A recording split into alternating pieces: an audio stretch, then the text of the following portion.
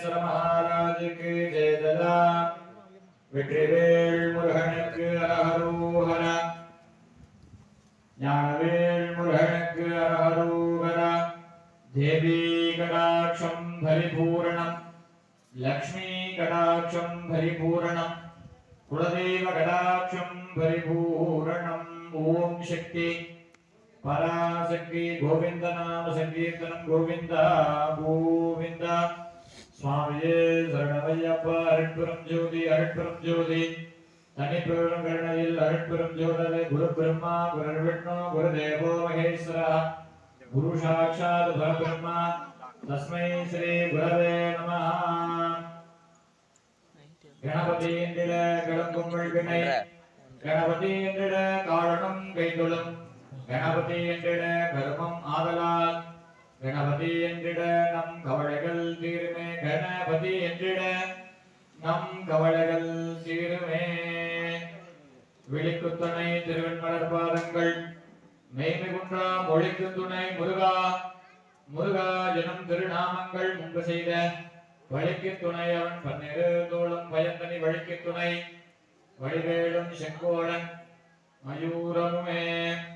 பேரன்பு சார்ந்த பக்த கொடி மரபுகளே, ஆலயம் தொழுவது சாலவும் நன்று, சுக்குக்கு மிஞ்சிய வைத்தியமும் இல்லை, சுப்பிரமணியருக்கு மிஞ்சிய தெய்வமும் இல்லை என்ற வாக்கியத்திற்கெனவும் கருணதே வடிவமான கந்தசாமி தெய்வமாக விளக்கக்கூடிய கந்தசாமியின் அருளாசிக்கிணங்கவும் உலகை ஆளக்கூடிய பார்வதி பரமேஸ்வரனின் தனிப்பெருங்கருணை நாளும் குன்று இருக்கும் இடமெல்லாம் குமரன் இருப்பான் எனும் வாக்கியத்திற்கிணங்க எல்லாம் வல்ல பார்வதி பரமேஸ்வரனின் இளைய குமாரனாக விளங்கக்கூடிய முருகப்பெருமானின் அனுக்கிரகமும் ஆசீர்வாதம் துணை கொண்டு நம்மளுடைய நாமக்கல் மாவட்டம் திருச்செங்கோடு வட்டம் வையப்பமலை கிராமம் நகர்பலை கிராமம் நடுப்பலையிலே எழுந்து அருள்பாலித்துக் கொண்டு வேண்டுவோருக்கு வேண்டுமண்ணம் வாரி வழங்கக்கூடிய வேண்டுதல்களையும் நிறைவேற்றக்கூடிய முருகப்பெருமான் ஆலயத்திலே தைப்பூச மகோத்சவம் என்று சொல்லக்கூடியவர்களே, தைப்பூச திருவிழாவானது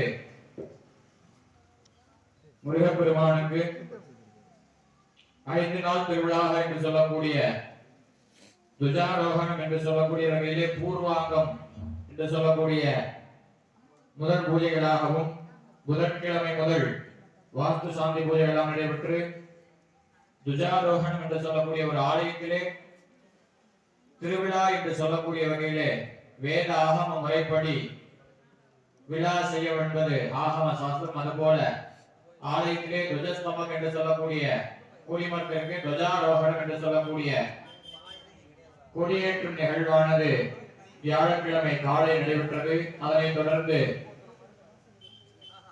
ஒவ்வொரு நாளும் முருகப்பெருமானுக்கு சிறப்பு அபிஷேகங்கள் ஆராதனை பூஜைகள் நடைபெற்று தற்சமயமானது இன்றைய தினம் தை மாதம் 17ஆம் நாள் சனிக்கிழமை 31/1/2020 சனிக்கிழமை மாலை தைப்பூச திருவிழாவின் மிக முக்கிய அங்கம் என்று சொல்லக்கூடிய ஒவ்வொரு முருகப்பெருமான் ஆலயத்திலும் தற்சமயமானது மாலை வேளையிலே திருக்கல்யாண மகோத்சவம் என்று சொல்லக்கூடிய முருகப்பெருமானுக்கும் கஜவள்ளி வனவள்ளி என்று சொல்லக்கூடிய வள்ளி தெய்வானிகளுக்கும் திருக்கல்யாண வைபவமானது மிக சிறப்பான முறையில் நடைபெறும்.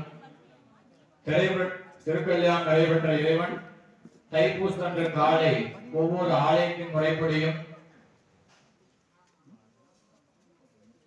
திருத்தேரோட்டம் என்று சொல்லக்கூடிய ரத ஆரோகணமாக நடைபெறும். அதுபோல நம்மளுடைய கந்தசாமி ஆலயத்திலே திருக்கல்யாணம் நடைபெற்று நாளைய தினம் நம்மளுடைய முறைப்படி முருகப்பெருமானுக்கு சிறப்பு பூஜை வழிபாடுகள் எல்லாம் நடைபெறும். அதற்கு முன்பாக திருக்கல்யாண வைபவம் என்று சொல்லக்கூடிய வகையிலே முருகப்பெருமானுக்கும் வள்ளி தெய்வானிகளுக்கும் நம்மளுடைய திருக்கோவிலின் சார்பாக சிறப்பான முறையிலே ஆகம முறைப்படியும் பக்தர்களின் மனங்களின் எண்ணம் போல திருக்கல்யாணமாக நடைபெறும் தெரிவிக்கப்படுகிறோம். தற்சமயமானது இந்த திருக்கல்யாண வைபவமானது முருகப்பெருமானின் அனுக்கிரகமும் ஆசீர்வாதமும் முன் வைத்து விநாயகர் பெருமானை இந்த காரியத்தில் ஆரம்பம் முதல் இறுதி வரைக்கும் எவ்விதமான தங்கு தடைக்கு அனைத்து விதமான காரியங்களும் நல்ல முறையில் நடத்தி தர வேண்டி விநாயகர் பூஜைகளோடானது இந்த திருக்கல்யாண வைமானம் தொடர்ந்தும் என்பதை தெரிவித்துக் கொள்கிறோம். தற்சமயமானது தீப ஆராதனை என்று சொல்லக்கூடிய வகையிலே துர்கா லட்சுமி சரஸ்வதி என்று சொல்லக்கூடிய தீபலட்சுமி வழிபாடானது தற்சமயமாக நடைபெறும். அதனைத் தொடர்ந்து விநாயகர் பெருமானின் ஆராதனைகளோடு இந்த திருக்கல்யாண வைபவமானது மிக சிறப்பாக நடப்பதை தெரிவித்துக் கொள்கிறோம். தற்சமயமானது மங்கள வாத்தியம் என்று சொல்லக்கூடிய வகையிலே ராக தாளம் என்று சொல்லக்கூடிய தமிழ் நாதஸ்வரத்தினாலே மங்கள வாத்தியங்கள் முழங்க வேத மந்திரங்கள் இசைக்க திருவிளக்கு ஆராதனை என்று சொல்லக்கூடிய திருவிளக்கு வழிபாடானது நடைபெறுவதை தெரிவித்துக் கொள்கிறோம். தற்சமயமானது திருவிளக்கு வழிபாடாக நடைபெறும். மங்கள வாத்தியம் இசைக்க திருவிளக்கு வழிபாடான மங்கள வாத்தியம்.